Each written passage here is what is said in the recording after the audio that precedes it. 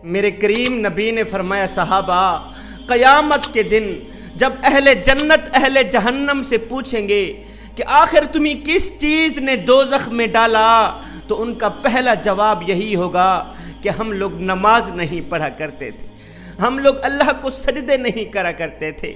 حضرت سیدنا عبداللہ بن مسعود رضی اللہ تعالی عنہ سے روایت ہے، آپ کہتے ہیں کہ ہم نے ایک دن حضور علیہ السلام سے پوچھا، آقا ہمیں بتایا جائے کہ اللہ تعالیٰ کو سب سے زیادہ کون سی چیز پسند ہے، اللہ تعالیٰ کو سب سے زیادہ کون سا عمل پسند ہے؟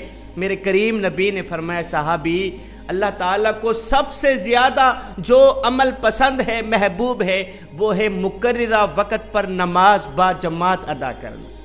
جوانو، میں تمہیں ایک گنہگار شخص کی کہانی سناتا ہوں، ایک گنہگار شخص کا سبق آموز واقعہ سناتا ہوں، دل کے کانوں سے سنیے گا۔ ایک گنہگار شخص تھا، بدکار تھا، سیاکار تھا، شرابی تھا۔ علاقہ جانتا تھا کہ یہ گنہگار ہے، یہ بدکار ہے، یہ سیاکار ہے۔ علاقہ جانتا تھا یہ شخص شرابی ہے۔ زندگی کے دن گزر گئے، یہ گنہگار شخص مر گیا، فوت ہو گیا۔ اس کے انتقال کے بعد جب اس کی قبر کھودی گئی، لوگ دیکھ کر حیران رہ گئے کہ اس کی قبر میں نور ہی نور تھا، روشنی ہی روشنی تھی۔ گلاب کے پھول اگے ہوئے تھے جن کی خوشبو سے قبر میں عطر پھیلا ہوا تھا۔ ایسا لگتا تھا جیسا کہ جنت کی کھڑکی کھول دی گئی ہو، جنت سے ٹھنڈی ٹھنڈی ہوائیں چل رہی ہوں، خوشبو آ رہی ہو۔ لوگ دیکھ کر حیران رہ گئے کہ یہ تو گنہگار تھا، یہ تو بدکار تھا، یہ تو شرابی تھا، پھر قبر میں روشنی کہاں سے آ گئی، قبر میں خوشبو کہاں سے آ گئی، ٹھنڈی ٹھنڈی ہوا کہاں سے آ گئی۔ خیر، اس گنہگار شخص کی تدفین کی گئی۔ تدفین کرنے کے بعد لوگ اس گنہگار شخص کی بیوی کے پاس گئے، پوچھا، مائی آخر تیرا شوہر کون سا ایسا عمل کیا کرتا تھا جس عمل کی وجہ سے آج اس کی قبر میں نور ہی نور تھا، گلاب کے پھول اگے ہوئے تھے جن کی خوشبو سے قبر میں عطر پھیلا ہوا تھا، اور تیرا شوہر تو شرابی تھا، شرابی تھا، اس کی قبر میں روشنی کہاں سے آ گئی؟ بیوی نے کہا، بھائی میرا شوہر واقع گنہگار تھا، بدکار تھا، وہ شرابی تھا، پر اس کے ایک عمل ایسا تھا جو اس کی بخشش کا ذریعہ بن گئے۔ میں یقین سے کہتی ہوں وہی عمل میرے شوہر کی بخشش کا ذریعہ بن گیا ہوگا۔ لوگوں نے پوچھا وہ کون سا ایسا خاص عمل تھا؟ تو اس کی بیوی نے کہا وہ عمل یہ تھا کہ جب فجر کی اذان آتی تھی، فجر کی اذان سن کر میرا شوہر کیا کرتا؟ میرا ایک بچہ تھا جس کی عمر 4 سے 5 سال کی تھی۔ میرا شوہر اپنے بچے کو اٹھاتا، بیٹے اٹھو، خود بھی وضو کرتا، اپنے بچے کو بھی وضو کراتا، وضو کرانے کے بعد اس کی انگل پکڑ کے یہ کہتے ہوئے مسجد کی طرف چلا جاتا، بیٹے آؤ جس مالک کا کھاتے ہیں اس کے گیت گانے چلے، آؤ بیٹا جس مالک کو ساری کائنات سجدہ کر رہی، چرند پرند انسان حیوان ساری کائنات اس وقت جس کریم رب کے آگے جھکی ہوئی ہے، آؤ اس کریم رب کے آگے جھکنے جائیں، اس کریم رب کو سجدہ کرنے جائیں، آؤ بیٹے نماز پڑھنے جائیں۔ ہو سکتا ہے 5 سال کا بچہ تھا، 5 سال کے بچے کو یہ کہتا، بیٹے ہو سکتا ہے یہ نماز ہماری زندگی کی آخری نماز، بیٹا ہو سکتا ہے یہ اذان ہماری زندگی کی آخری اذان، بیٹا ہو سکتا ہے میرا اللہ آخری بار ہمیں بلاوا دے رہا ہو، آخری بار نماز پڑھنے کا موقع دے رہا ہو۔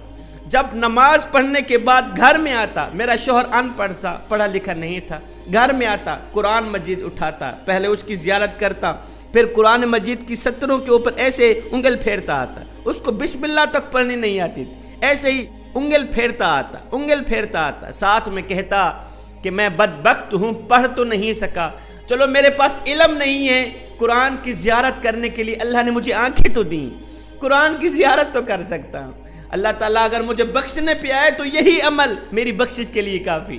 بھائیو میں یقین سے کہتی ہوں بس یہی عمل میرے اللہ کو پسند آیا ہوگا اور میرے اللہ نے میرے شوہر کی بخشش کر دی ہوگی۔ جوانو، جو شخص گنہگار ہو، بدکار ہو، سیاکار ہو، خطاکار ہو، شرابی ہو، لوگ بھی جانتے ہوں کہ واقعی یہ شخص شرابی، جو شخص ایک نماز پڑھے اس کو اتنا مقام ملتا ہے کہ دنیا میں ہی اس کو بخش دیا جاتا ہے۔ مجھے بتاؤ جو شخص نماز پنجگانہ با جماعت ادا کرے اس کو کتنا مقام ملتا ہو۔ میرے حضور علیہ الصلوۃ والسلام نے فرمایا نمازی کو 3 چیزیں ضرور ملتی ہیں، ایک قدموں سے آسمان تک فرشتے اسے گھیر لیتے ہیں، قدموں سے آسمان تک فرشتے اسے گھیر لیتے ہیں، دوسرا آسمان سے لے کر اس کے سر کی چوٹی تک رحمتیں برستی رہتی ہیں، تیسرا جب بندہ سجدے میں ہوتا ہے تو ایک آواز دینے والا فرشتہ آواز دیتا ہے، بندے اگر تو یہ جان لے کہ اس وقت تیرے سامنے کون کھڑا ہے اور تو کس سے مخاطب ہے، خدا کی قسم قیامت تک سجدے سے اپنا سر اٹھائے ہی نہ۔ حضرت سیدنا امام علی مقام امام حسین رضی اللہ تعالی عنہ سے پوچھا گیا، حضرت آپ کو نماز عزیز ہے یا جنت عزیز ہے؟ حضرت آپ کو جنت عزیز ہے یا نماز عزیز ہے؟ آپ کو جنت عزیز ہے یا نماز عزیز ہے؟ آپ نے فرمایا میاں مجھے جنت سے کہیں زیادہ نماز عزیز ہے، مجھے جنت سے کہیں زیادہ نماز عزیز ہے، اس لیے کہ جنت میری رضا ہے اور نماز میرے سونے رب کی رضا ہے۔ میرے کریم نبی نے فرمایا جس نے عشاء کی نماز با جماعت ادا کی وہ ایسے سمجھے کہ اس کی آدھی رات نماز میں گزری، اس کی آدھی رات عبادت میں گزری، اور جس نے فجر کی نماز با جماعت ادا کی وہ ایسے سمجھے کہ اس کی پوری رات عبادت میں گزری، پوری رات نماز میں گزری۔ حضرت سیدنا علی المرتضیٰ شیر خدا کرم اللہ وجہ الکریم سے پوچھا گیا، حضرت کافر اور مسلمان کے درمیان فرق کیا ہے؟ کافر اور مسلمان کے درمیان فرق کیا ہے؟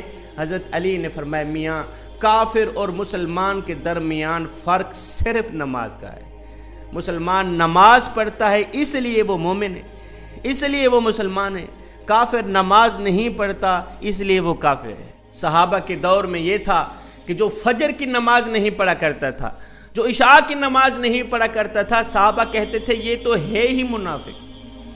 بندہ مومن ہو فجر کی نماز چھوڑ دے، بندہ مومن ہو عشاء کی نماز چھوڑ دے۔ اگر آج ہمارے اس دور میں صحابہ ہوتے تو کیا خیال ہے ہمیں مسلمان کہتے کہ ہم نے تو 5 نمازیں ترک کر دیں۔ نماز دین کا ستون ہے جوانو، نماز میرے کریم نبی کی آنکھوں کی ٹھنڈک ہے۔ جس شخص کے اندر نماز ہے اس کے اندر سب کچھ ہے، جس کے اندر نماز نہیں ہے اس کے اندر کچھ بھی نہیں ہے۔